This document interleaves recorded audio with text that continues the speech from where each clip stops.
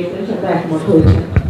তো চর্চির সাথে আমার জার্নি তো অনেক বছরের, এবং আমি দেখি মানুষ একদম বলেই দেয় যে চর্চির কারণে তোমাকে আমরা আবার নতুন করে পেলাম, তোমার অভিনয়ের অনেক কিছু আমরা চর্চির মাধ্যমে দেখলাম।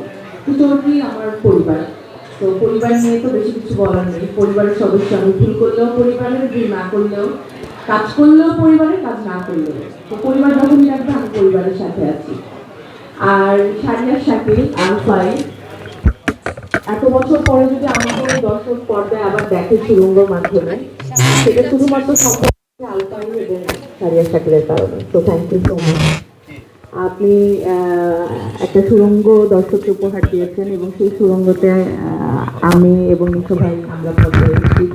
নিশো ভাইয়ের ফার্স্ট ফিল্ম, আমার নিশো ভাইয়ের সাথে ফার্স্ট ফিল্ম, এবং রায়হান রাফির সাথে ফার্স্ট ফিল্ম, সব কিছু মিলিয়ে অবশ্যই এটা আমার জন্য অনেক বড় একটা পাওয়ার ছিল।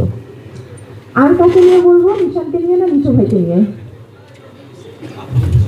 তুই বলো, নিশো ভাইকে নিয়েও বলো আর তোমার নিশানকে নিয়েও বলো। আচ্ছা, নিশানকে তো আমি অনেক ভালোবাসি, যেমন আমি মাসুদকে বাসতাম। এখন ওই পার্থক্য, সেটা আপনারা হলে দিয়ে দেখবেন। আর নিশো ভাইকে নিয়ে বলবো, নিশো ভাই তো নিশো ভাই, কি বলবো, বস তো বসই। আমাকে সবসময় উনি এটা ভালো হয়েছে, এটা ভালো হয়নি, এই যে একজন অভিভাবকের মতন দেখেন বা পাশে থাকেন এবং অভিভাবক হয়ে আমাকে গাইড করেন। আমি না একটু অস্থির টাইপের, যে এটা কেন হলো, এখন কি করবো, এটা কি হবে নিশো ভাই, সব সময় আরে বাবা আগে শান্ত হয়, সব ঠিক হয়ে যাবে। তো এরকম একটা মানুষ হলো নিশো ভাই ব্যক্তি জীবনে এবং আমার জীবনে, এই তো। এবং এখানে যারা আছেন আমি জানি সবাই আমাকে অনেক স্নেহ করেন, অনেক ভালোবাসেন, আপনাদের সাপোর্ট সবসময় আমার সাথে ছিল, সবসময় থাকবেও আমি জানি।